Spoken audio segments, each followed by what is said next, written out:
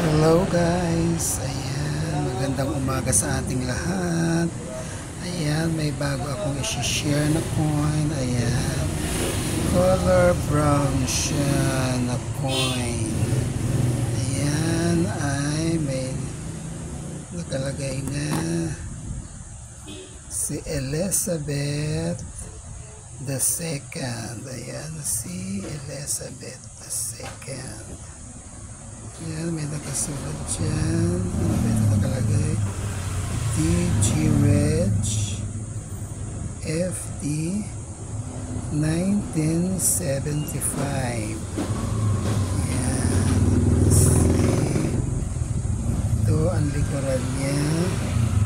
Ayan, may nakalagay na 2. Ang ganda naman nila. May corona ba yan?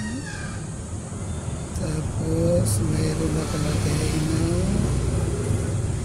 new pens.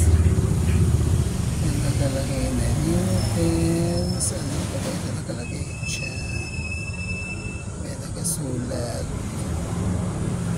Ayan, pera ng UK.